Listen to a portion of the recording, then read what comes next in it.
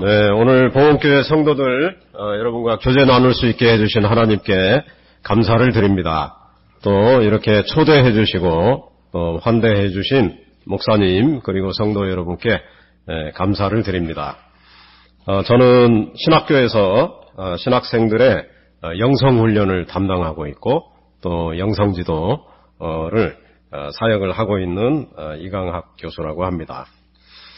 최근 우리 한국 교회에는 기독교 영성운동이다 이렇게 표현할 수 있을 정도로 영성 훈련이 활발하게 일어나고 있습니다.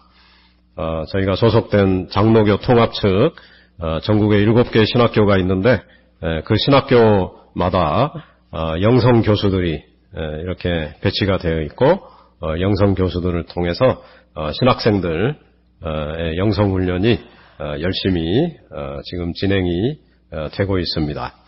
그런데 최근에 진행되고 있는 이 기독교 영성운동의 목표는 예수 그리스도를 닮아가는 삶에 있습니다. 예수님을 어떻게 하면 좀 더 닮은 그런 신학생이 될 것인가, 어떻게 하면 예수님을 닮은 목회자가 될 것인가, 또 어떻게 하면 예수님을 닮은 기독교인이 될 것인가, 이것이 현재 한국 교회의 가장 중요한 과제라고 생각이 되기 때문입니다. 어떻게 하면 예수 그리스도를 닮아가는 근본적인 변화를 경험할 수 있을까? 이것이 우리의 최대의 관심사입니다.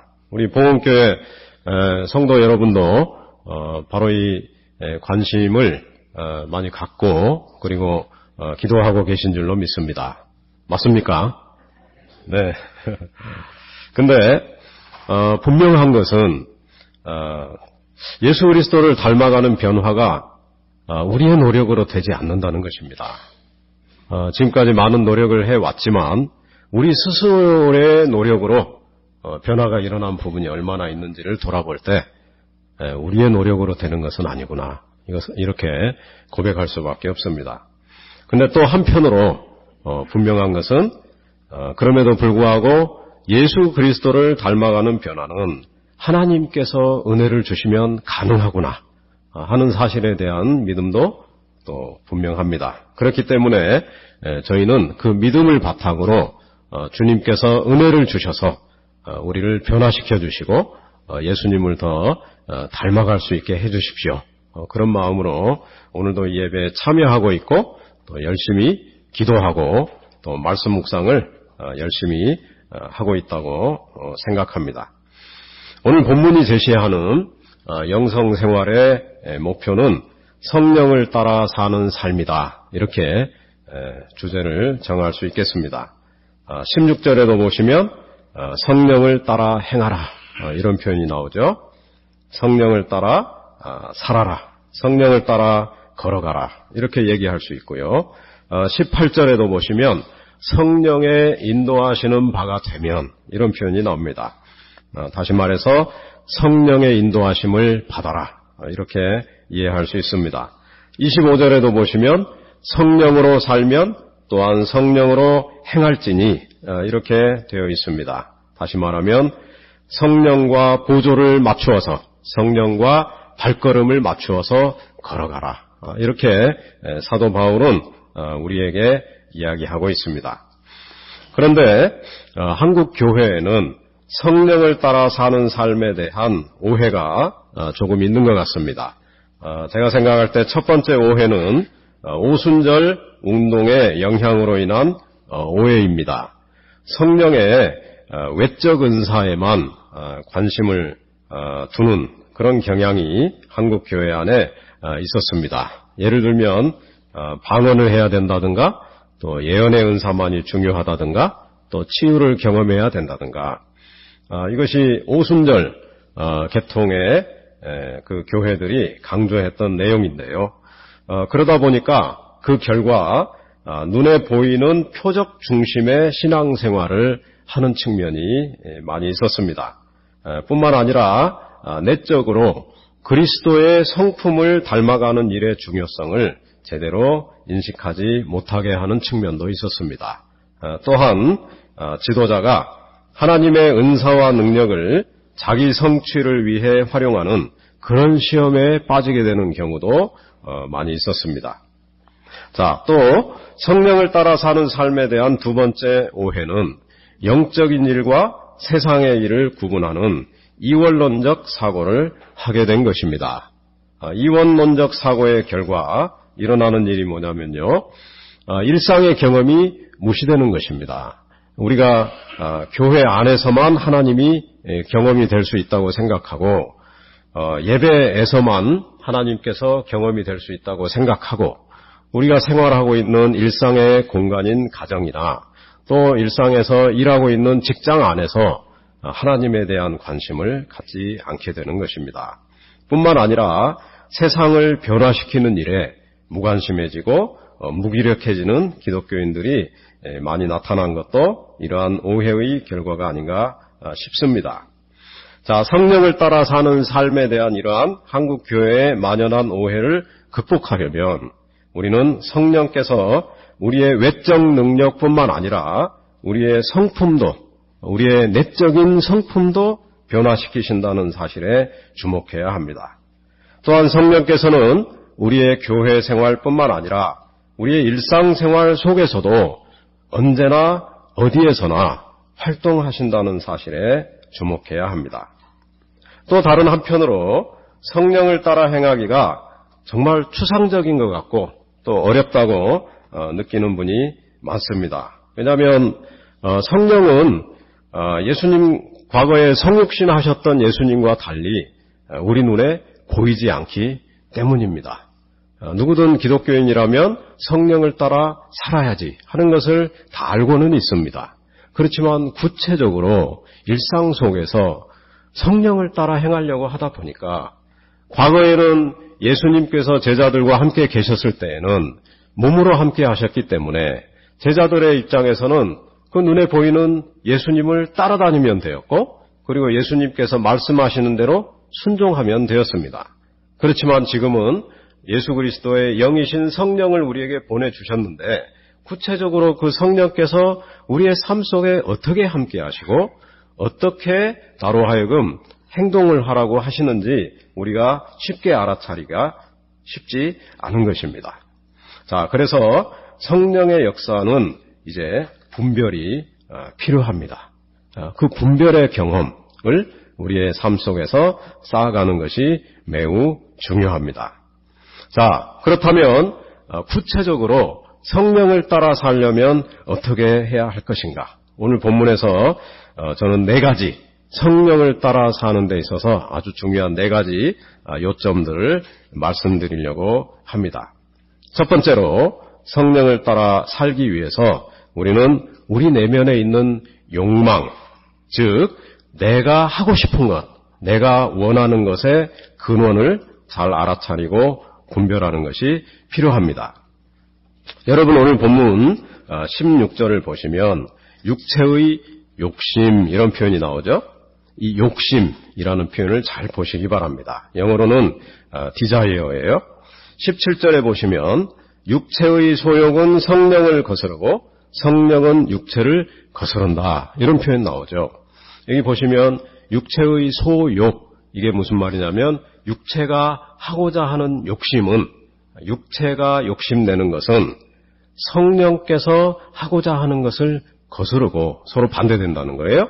반대로 성령께서 하고자 하시는 것은 육체가 하고 싶어 하는 것을 거스른다. 이런 현상이 우리 내면에 일어나고 있다라고 17절에서 이야기합니다. 자, 내 안에 있는 욕심, 내가 지금 현재 원하는 것이 무엇인지 먼저 분별하고 알아차리는 것이 아주 중요합니다. 복음서를 읽어보면요, 예수님께서 가장 많이 하신 질문이 있는데 그것이 뭐냐면 무엇을 구하느냐 이런 질문입니다. 영어로는 What do you want?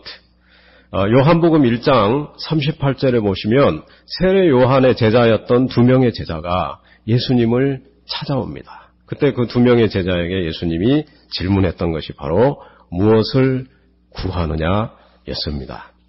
예수님께서 몰라서 질문하셨을까요? 아닙니다. 예수님은 사람을 만나면 그 내면에 있는 갈망을 제일 먼저 알아차리는 분이십니다. 그럼에도 불구하고 무엇을 구하느냐라고 질문하는 이유는 너 자신의 내면에서 구하고 있는 것이 무엇인지 성찰해보고 그것을 나에게 표현해봐라 라고 이야기하시는 것입니다. 여러분, 요한복음 5장에 베데스다 목가에서 38년 된 그런 환우가 나오는데요. 그분에게도 예수님께서는 네가 정말 낫고자 하느냐 이렇게 질문을 하십니다. 네가 정말 낫기를 원하느냐, 원하는 마음이 있느냐라고 물어보신 것이죠. 뿐만 아니라 마가복음 10장에 나오는 시각장애인 바디메오에게도 비슷한 질문을 하십니다.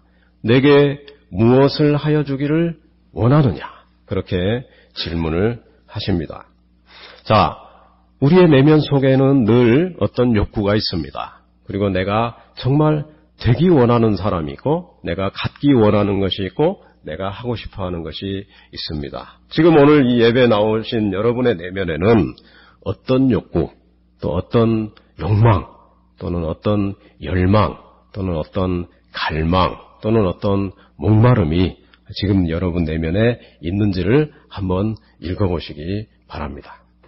자, 오늘 본문에서는 내 마음 안에 두 종류의 욕망이 있다. 두 종류의 하고자 하는 바가 내 마음 안에서 서로 갈등을 일으키고 있다라고 우리의 내면을 보여줍니다. 그 표현을 육체와 성령이라고 이렇게 표현하고 있는데요. 먼저 이 육체라는 표현에 대해서는 오해하지 마시기 바랍니다. 이 육체는 우리 몸 자체를 의미하는 것이 아니라 우리 내면에 있는 이기적이고 죄악된 본성을 얘기하는 것입니다. 영어 성경 NIV에 보면 sinful nature, 죄악되고 이기적인 본성을 여기에서 육체다 이렇게 표현하고 있습니다.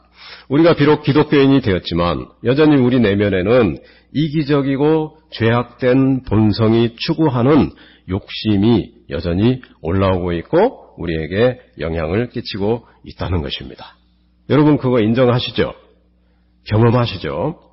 근데 또 한편으로 내 안에는 기독교인에게 하나님께서 선물로 주신 성령께서 또 한편으로 내주하고 계십니다. 그렇기 때문에 우리는 내 안에서 성령께서 충동하시는 거룩한 욕심, 하나님과 관련된 욕심 또는 욕구 또는 열망이 내 안에서 또 올라오기도 하는 것이죠. 그래서 내가 육체의 욕심을 따르기를 원할 때 성령은 이것을 방해하십니다. 근데 또 반대로 내가 성령의 뜻을 따르기를 원할 때 육체는 이것을 방해하는 그런 일들을 경험합니다. 그렇기 때문에 기독교인의 마음의 현실은 이런 갈등을 늘 경험한다고 사도 바울은 얘기하고 있는 것입니다. 그렇기 때문에 우리가 첫 번째로 성령을 따라 살기 위해서 먼저 분별해야 되는 것이 있는데요.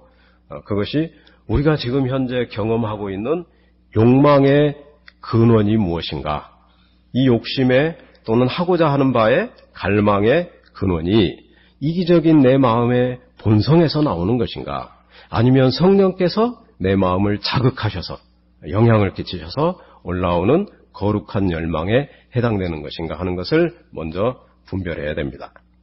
자, 그 다음에 성령을 따라 살려면 두 번째로는 내가 경험하고 있는 것이 어떤 경험의 목록에 해당되는지를 분별할 필요가 있습니다. 오늘 본문을 잘 보시면요. 두 종류의 경험의 목록이 나와요. 리스트가 나오고 있습니다. 첫 번째 목록은 육체의 일이라는 제목을 가지고 있고요. 두 번째 목록은 성령의 열매라는 제목을 가지고 있습니다. 먼저 첫 번째 경험의 목록은 19절부터 21절 사이에 나오죠. 육체의 일은 분명하니 곧 음행과 더러운 것과 호색과 이렇게 쭉 이어집니다. 여러분 이 육체의 일 목록은요. 내 마음 속에서 내가 육체의 욕심을 선택하고 따르게 되면 무슨 일이 일어나는가를 보여주는 것입니다. 내가 육체의 욕망을 따라 살면 15가지, 여기 세보시면 15가지예요. 이 15가지 악을 행하게 된다고 사도 바울은 얘기하고 있는 것입니다. 이 15가지 악덕 목록을 쭉 읽어보시면서 혹시 나는 이런 일들을 최근에 경험하고 있었는지를 한번 생각해 보시기 바랍니다. 제일 먼저 3가지는요, 감각적인 죄예요. 그 다음에 두 번째는, 뒤에 나오는 두 번째 2가지는 이방 종교들과 관련된 죄입니다. 그 다음에 나오는 8가지는 공동체 안에서 갈등을 일으키는 죄악된 마음이에요. 마지막으로 2가지는 술 취함과 관련된 죄입니다.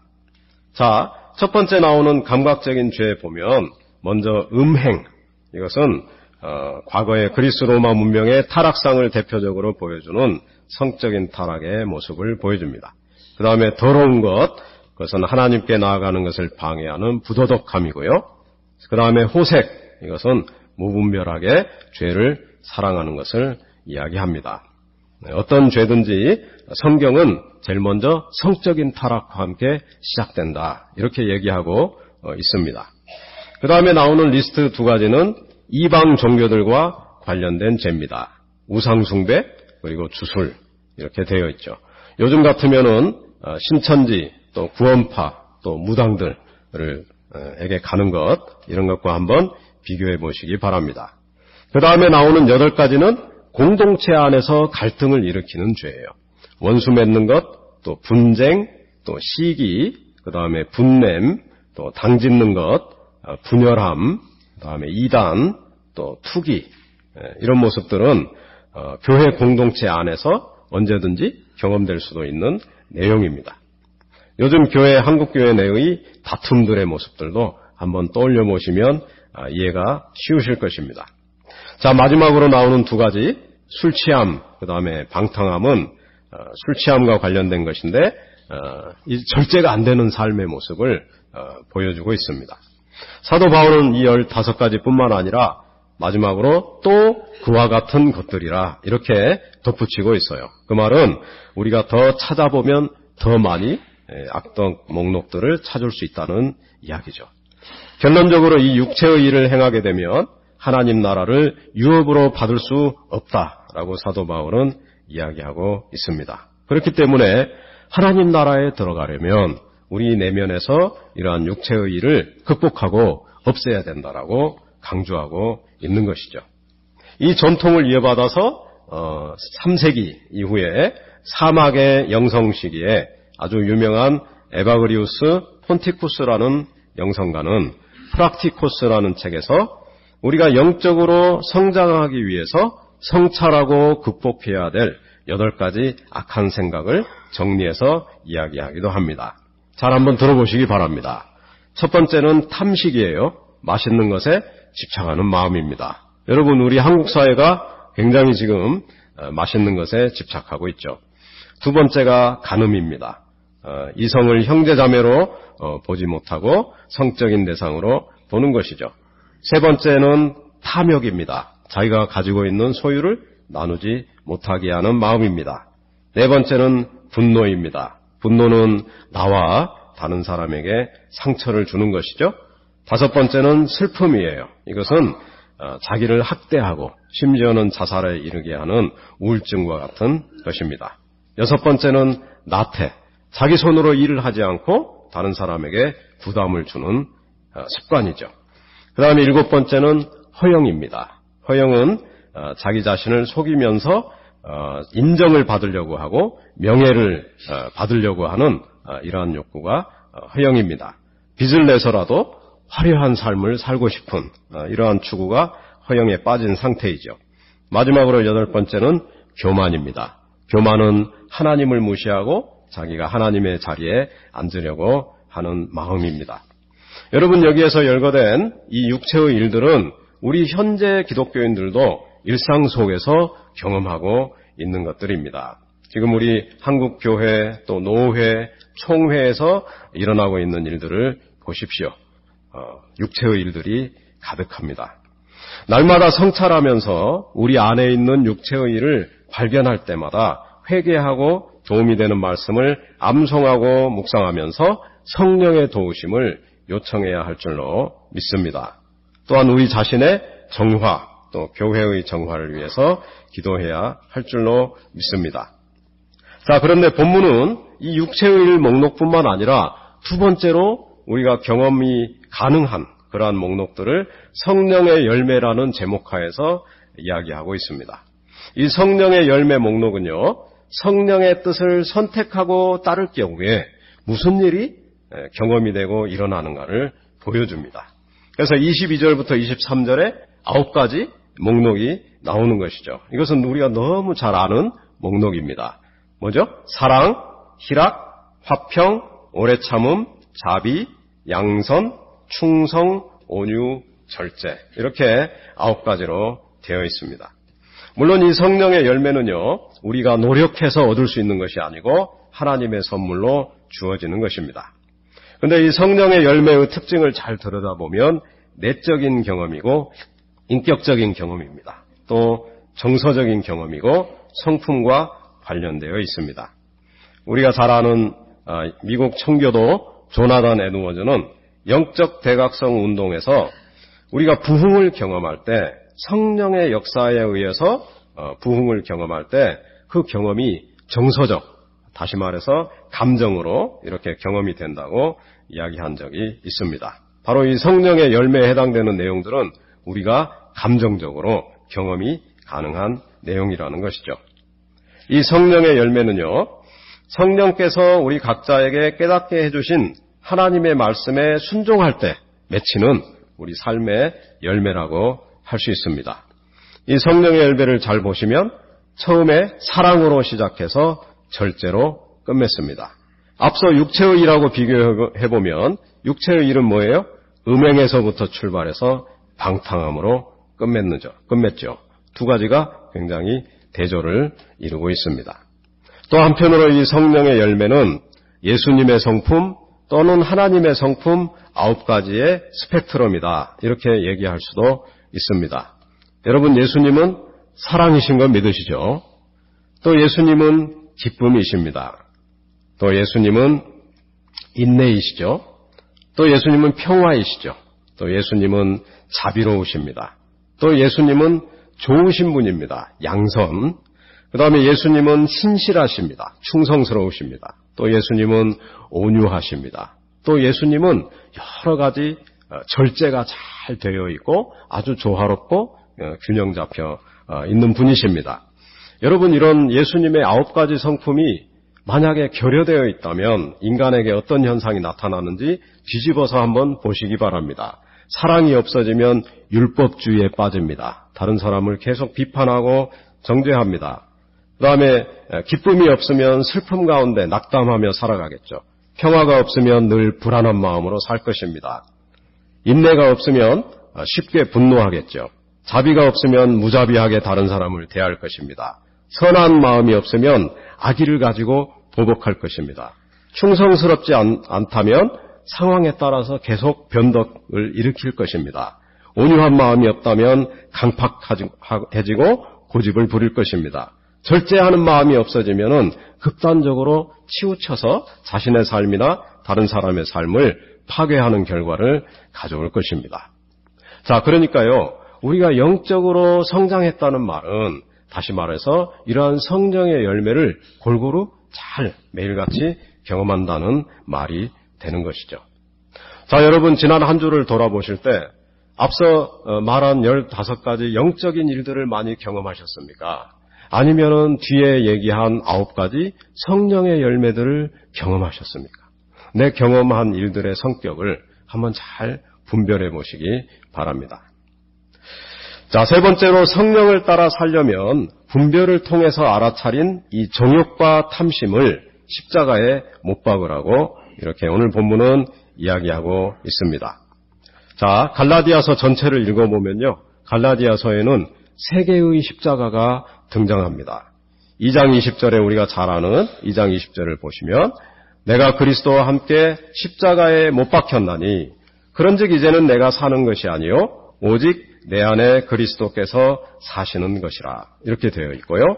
오늘 본문 5장 24절을 보시면 그리스도 예수의 사람들은 육체와 함께 그 정욕과 탐심을 십자가에 못 박았느니라, 이렇게 되어 있고, 마지막으로 6장 14절을 보시면 내게는 우리 주 예수 그리스도의 십자가 외에 결코 자랑할 것이 없으니 그리스도로 말미암아 세상이 나를 대하여 십자가에 못 박히고 내가 또한 세상을 대하여 그러하니라. 이런 구절이 나옵니다.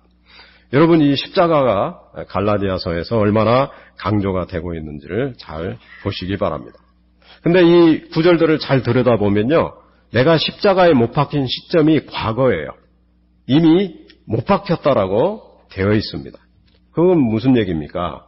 우리 기독교인은 이미 우리의 정욕과 탐심을, 앞서 육체의 일을 발생시켰던 그러한 마음들을, 죄악된 마음들을 육체, 즉 이기적이고 죄악된 본성과 함께 이미 십자가에 못 박은 사람들이라는 뜻입니다.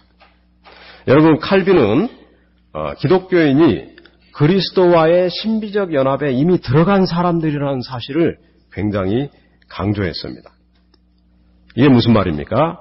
우리가 처음에 기독교인이 되면서 죄인임을 고백하고 회개하고 예수님을 그리스도로 영접하고 세례를 받는 순간, 그때부터 우리는 예수 그리스도와 신비적 연합으로, 일치로 이미 들어간 사람들이라는 것입니다.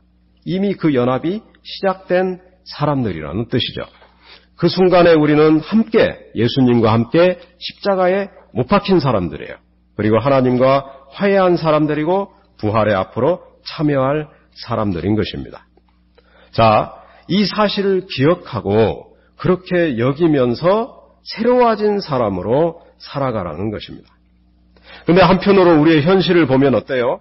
여전히 우리는 이기적이고 여전히 우리의 마음은 죄악된 본성의 습관에 사로잡혀 있고 여전히 우리는 육체의 일을 경험하고 있고 그를 요약한 정욕과 탐심이 우리의 내면에 경험되고 있습니다. 우리는 그때마다, 그것을 분별할 때마다 내가 십자가에 못 박힌 존재라는 사실을 기억하는 훈련을 할 필요가 있는 것입니다. 자, 우리 교회사에서는요, 이 과정을 정화의 과정이다, 이렇게 표현을 했습니다. 날마다 성찰을 통해서 분별한, 알아차린 내 내면에 있었던 죄악된 본성이 지닌 정욕과 탐심을 십자가에 못 박는 연습을 다시 또 우리가 할 필요가 있습니다.